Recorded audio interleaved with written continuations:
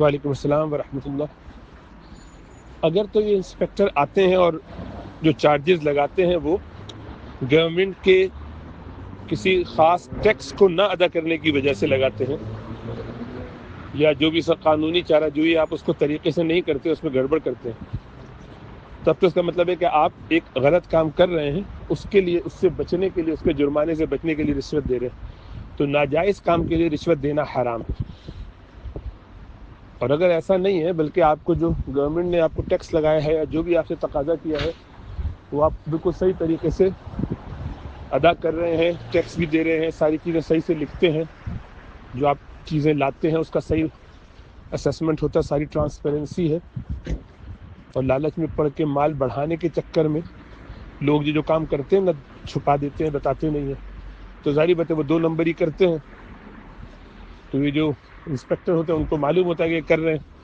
تو کہتے ہیں گورنمنٹ کو چونا لگتا رہے، ہم اپنا حصہ لے کے ان کی جان چھوڑتے ہیں، ان کا بھی کام بن جائے گا، ہمارا بھی ہاتھ گرم رہے گا۔ تو یہ میوچل رشوت کی جو صورتحال ہے، تو رشوت دینے اور لینے والا دونوں اللہ کے رسول صلی اللہ علیہ وسلم نے فرمایا کہ جہنمی ہے۔ تو اگر ناجائز صورت ہے، ہاں اگر آپ نے بالکل جینوئن کام کیا ہے، حلال طریقے سے اپنا مال بیچ رہے ہیں اور اس کو پورا صحیح سے ڈسکلوز کرتے ہیں، سب کچھ لکھا ہوا ہے، ساری ٹرانسپیرنسی ہے،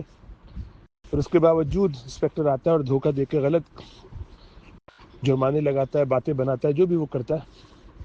تو اس صورت میں جائز کام آپ کا ہے، بالکل درست ہے، تو پھر اس کی طرف سے خالی گناہ ہوگا، وہ گناہ گار ہوگا کہ جو آپ سے ناجائز کام کروا رہا ہے۔ کہ اس میں آپ کو جو پیسے دینے پڑ رہے ہیں اپنے جائز کام کے لیے، اس میں گنجائش ہے، لیکن بچنا چاہیے اس سے بھی، لیکن بہرحال اس میں آپ گناہ گار نہیں ہوں گے، پھنسے ہوئے ہوں اگر مجبور ہوں۔ لیکن ناجائز کام اگر آپ بھی کر رہے ہیں، ٹیکس بچا رہے ہیں جو بھی، تو پھر آپ بھی گناہ گار ہیں، وہ بھی گناہ گار ہیں۔